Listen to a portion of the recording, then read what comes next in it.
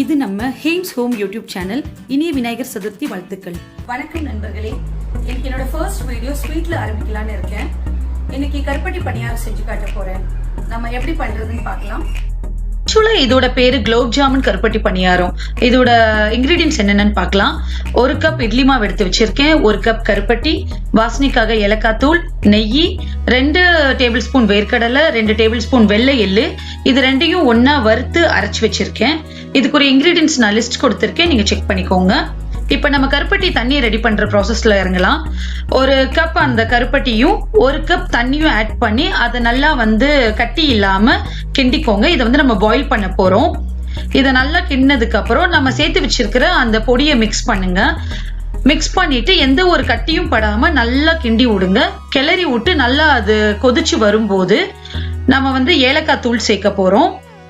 நல்லா ஒரு 5 to 10 நிமிஷம் நல்லா வேகட்டும் இந்த தண்ணி. ஏலக்காய் தூள் சேர்த்தாச்சு. நம்ம இப்போ இது வாசனைக்காக தான் சேர்க்கிறோம். இப்போ நம்ம பணியாரம் ரெடி பண்ணிடலாம். நான் நெய் சேர்க்கிறேன், நீங்க எந்த ஆயில்னாலும் சேர்த்துக்கலாம். நெய் ரொம்ப டேஸ்டா இருக்கும். பணியாரம் நீங்க 3/4 வாசி மட்டும் ஊத்துனா போதும். ஏன்னா பணியாரம் நீங்க உப்பி வரும், அப்ப ரொம்ப நல்லா இருக்கும் அது பாக்குறதுக்கு. இதை சிம்ல ஒரு 5 நிமிஷம் வச்சு நீங்க வேக வைங்க. இப்போ நம்மளுக்கு வெந்துருச்சு ஒரு பக்கம். ஸோ நான் திருப்பி போடுறேன். அதுவும் ஒரு 5 நிமிஷம் வச்சு மூடி போட்டு நீங்க வேக வைங்க. இப்போ நம்மளுக்கு அதுவும் வெந்துருச்சு. ஒரு பவுல்ல நான் எடுத்து வைக்கிறேன். இந்த பணியாரம் வெள்ளையா தான் இருக்கும். ஏன்னா நம்ம இட்லி தோசைக்கு யூஸ் பண்ற மாவு யூஸ் பண்ணி தான் நம்ம பணியாரம் சுடுறோம். அதனால இது வெள்ளையா தான் இருக்கும்.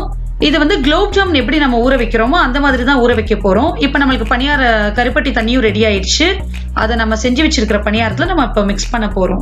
கொஞ்சம் கொஞ்சமா எடுத்து இப்போ நீங்க அந்த நம்ம செஞ்சு வச்சிருக்கிற குலோப் ஜாமுன் பணியாரத்துல கொஞ்சம் கொஞ்சமா தண்ணியை ஆட் பண்ணுங்க. இது நல்லா ஊறி வரணும். ஒரு 5 நிமிஷம் ஊறினாவே போதும். ஆனா நீங்க ஒரு 15 நிமிஷம் மேக்சிமம் ஊற வச்சீங்கன்னா ரொம்ப டேஸ்டா இருக்கும். இப்போ ரொம்ப டேஸ்டான கருப்பட்டி பணியாரம் ரெடி. இந்த வீடியோ உங்களுக்கு பிடிச்சிருந்தா லைக் பண்ணுங்க, ஷேர் பண்ணுங்க, உங்க ஒப்பீனியன்ஸை கமெண்ட் பண்ணுங்க. என்னோட சேனல் ஹேம்ஸ் ஹோமை சப்ஸ்கிரைப் பண்ணுங்க. நன்றி.